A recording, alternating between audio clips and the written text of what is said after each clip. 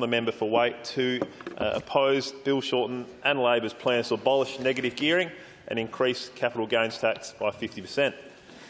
There is no doubt that this policy will severely impact Australia's housing market, including this state, Mr Speaker, and it has been predicted that as a result, investment property owners may decide to give up on their investments altogether, and that those considering investing in something won't, which in terms of the wider economy will have serious repercussions. Already, investor home loans reportedly have plummeted by 18% over the past 12 months to October 2018, a startling fall indeed. And lending to property investors is at its lowest since July 2013, and that's been attributed to a very slow rise in rental prices and stronger restrictions, according to the Australian Prudential Regulation Authority. Over the year to September 2018, according to ABS data, rental prices increased by just 0.6 on average, the slowest rise in 25 years. The Banking Royal Commission has also made lenders jittery, and it was put in November 2018 that the master builders modelling showed more restrictive policies around negative gearing and the capital gains tax discount would result in between 10,000 and 42,000 fewer new dwellings being built across Australia, which would be incredibly damaging to our construction industry. The conclusion made that with investor demand already in retreat due to the Banking Royal Commission, any policy changes at this time would be extremely detrimental to Australia's home building sector, a vital sector that is, Mr Speaker, that continues to provide significant employment to a number of people across our state, and any harm done to that sector would be incredibly detrimental to our state economy. The Real Estate Institute of Australia has also voiced similar concerns, and the Property Investors Council of Australia has described Labor's proposed negative gearing restrictions as absurd policy at a time when the national economy is showing signs of flatlining due to a number of poor indicators, including significant property price falls in Sydney and Melbourne.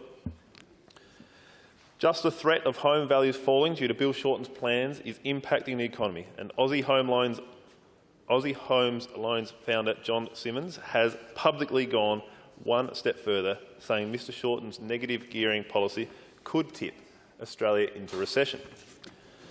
The intent of this Labor policy is that it would give first home buyers more opportunity to get into the housing market, putting the great Australian dream back within reach.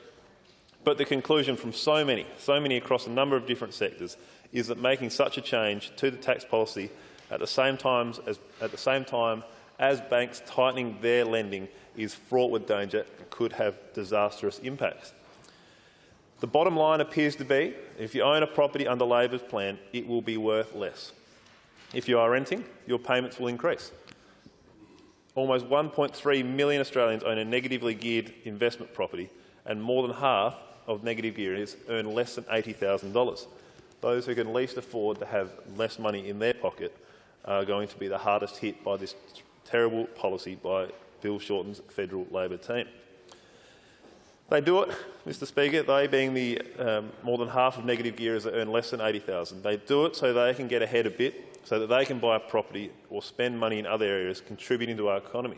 And we all know the valuable impact of spending in our economy, more disposable income, more money going through our economy and multiplying and having the wonderful effect that it does.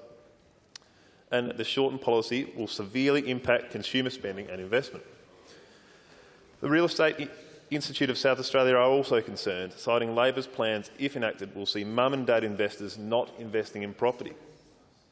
That homeowners in this state, in the metropolitan area and in regional areas, will see additional downward pressure on home prices in an already falling market.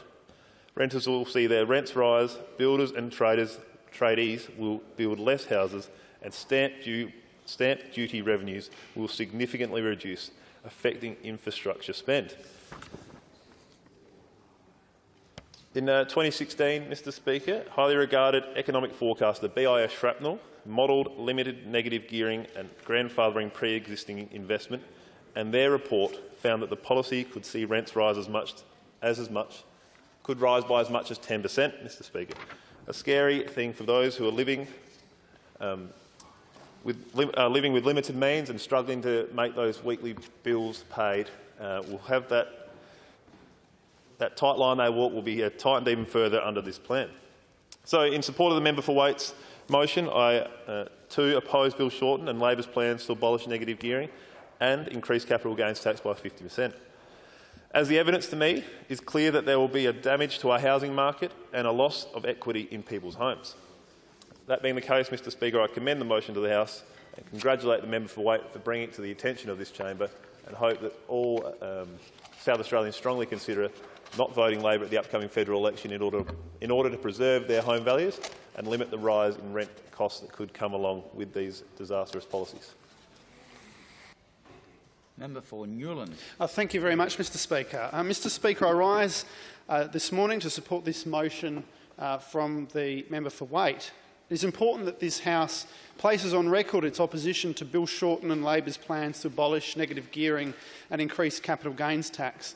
It is important because there are nearly 90,000 South Australians who stand to lose as a result of Labor's negative gearing tax grab, and there are approximately 900,000 individuals across Australia who will be hit by Labor's brutal increases in capital gains tax.